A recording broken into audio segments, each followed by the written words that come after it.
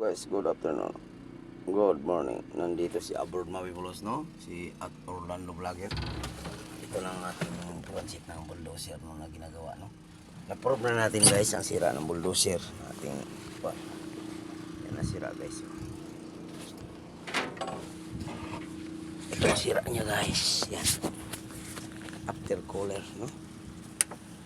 Yan. So, natumbok natin agad ang sira. So, bukas, ang gagawin natin bukas ay tanggalin ng injector, no?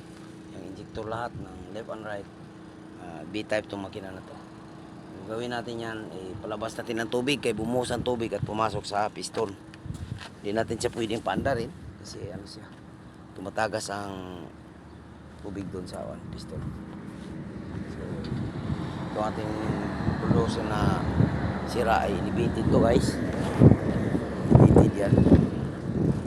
Pa tayo kay medyo para makita ninyo yan. Ang bulldozer natin inaayos ngayon. Problema niyan guys ay tubig lang, no, pumasok sa makina. At gusto ng foreman general overhaul. Hindi pwedeng general overhaul. Sabi ko hanapan natin ang paraan. Tingnan muna natin ano ang sira. Saka yan ang ayusin natin. Sabi ng mayari, wow daw, very good. Kung sila lang baklas na yon. Hindi ko pinayagan, no, babaklasin kasi alam naman natin na ang sira yun lang. Sabi ng amo, very good. Bagong amo natin guys, dati na ilang taon tayo dito sa Saudi ay minamalas, medyo malas yun guys kasi halos bubong ng bahay di tayo makabili. Pero ito parang ito na ang panahon guys, no, nang tulungan tayo sa ating trabaho ngayon. Napakahirap noon guys, kahit saan ako pangatlong amo, malas talaga, hindi magbibigay ng tamang sahod, hindi magpa-overtime. Ngayon, no, medyo okay. Pumunta ang amo dito, tawa-tawa lang, wala lang, mabait siya. So, pinala din sa Panginoon, mayaman. Ang equipment dyan guys, sobrang dami guys. Pasilip ko sa inyo yung isang naka-display dito. Doon sa kabila, doon sa site, dito maka-video ng todo kasi andyan yung mga safety. Yung mga safety dito, mga babae, mga American, yung safety dito, halos American.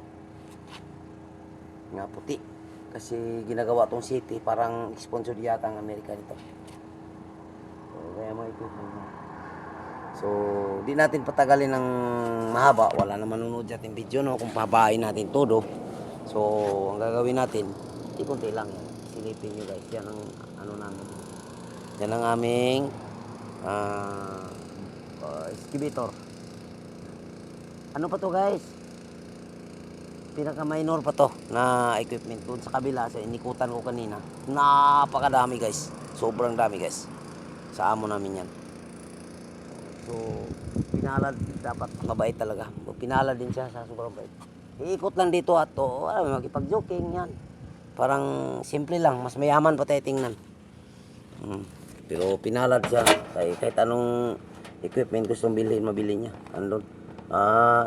Lahat ng nanonood sa ating video, no, paki-like and share, no, paki-follow, paki-share naman, tapos mag-iwan kayo ng bakas para mabalikan kayo, no.